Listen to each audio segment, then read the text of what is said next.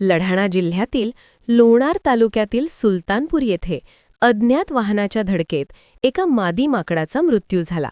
या घटनेत तिच्यासोबत असलेले काही दिवसांचे जिवंत पिल्लू वन विभागाने तत्परतेने ताब्यात घेतले.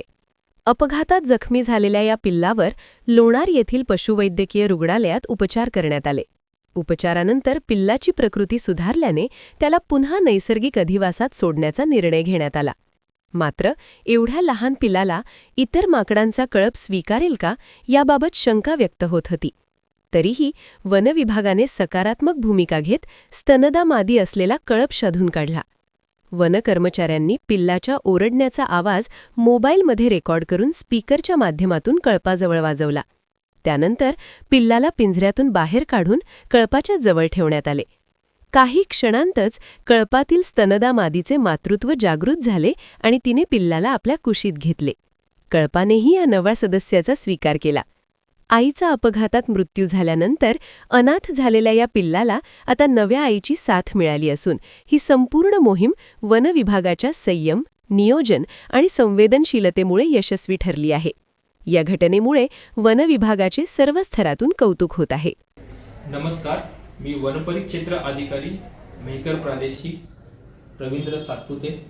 दिनांक 23/2/2026 रोजी जमीर शेख राहणार सुलतानपूर जिल्हा बुलढाणा यांनी आम्हाला कळविले की सुलतानपूरमध्ये एक मादी वानराचा दुर्दैवी मृत्यू झाला असून जवळच एक छोटेसे लहान वानराचे पिल्लू देखील आहे. माहिती कळताच वनरक्षक लोणार तातडीने घटनास्थळी पोहोचले. आजूबाजूला आम्ही पाहणी केली. त्यामध्ये तिथे कोणत्याही वानराचा कळप आढळून आला नाही. सदर घटना आम्ही सहाय्यक वन संरक्षक मेहकर प्रादेशिक श्री वैभव काकडे यांना सांगितली. त्यांच्या मार्गदर्शनाखाली आम्ही त्या पिल्लास ताब्यात घेतले व लोणार येथील पशुवैद्यकीय अधिकारी डॉक्टर सांगळे साहेब यांच्याकडे त्या पिल्लास घेऊन गेलो. डॉक्टर सांगळे साहेबांनी तपासणी केली आणि ते पिल्लू तंदुरुस्त असल्याचे सांगितले. सदर घटनेची माहिती उपवन संरक्षक प्रादेशिक बुलढाणा श्रीमती सरोज गवस मॅडम यांना देण्यात आली व त्या पिल्लाचे नैसर्गिक अधिवासामध्ये पुनर्मिलन करण्याचा निर्णय घेण्यात आला. दुसऱ्या दिवशी आम्ही त्या वानराच्या पिल्लाचा आवाज रेकॉर्डिंग केला. मी सोबत वनपाल लोणार, वसंता फुके, वनरक्षक लोणार, कैलास चौधरी व इतर कर्मचारी यांच्यासोबत आम्ही स्पीकरद्वारे वानराचा कळप आकर्षित करण्याचा प्रयत्न केला. आम्हाला एक कळप असा आढळून आला की ज्यामध्ये एक स्तनदा मादी वानर देखील होती. तो कळप त्या पिल्लाच्या आवाजाकडे आकर्षित झाल्याने आम्ही वानराचे पिल्लू त्यांना एका ठिकाणी ठेवले. त्यातील मादी वानराने त्या पिल्लास आपल्या ताब्यात घेतले आणि थोड्या वेळानंतर आम्ही जेव्हा ऑब्झर्वेशन केले तेव्हा ते पिल्लू त्या मादी वानरासोबतच सुरक्षित असल्याचे आढळून आले.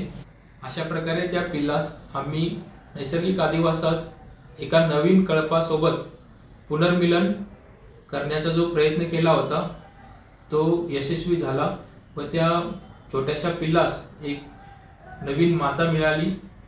सर्व नागरिकांना एक आवाहन करू इच्छितो, आपणास देखील अशा प्रकारची एखादी घटना आपल्या परिसरात आढळल्यास तातडीने वन विभागाशी संपर्क करा, जेणेकरून त्या मुक्या प्राण्याचा बचाव करून आपण त्याला नैसर्गिक अधिवास उपलब्ध करून देऊ शकू.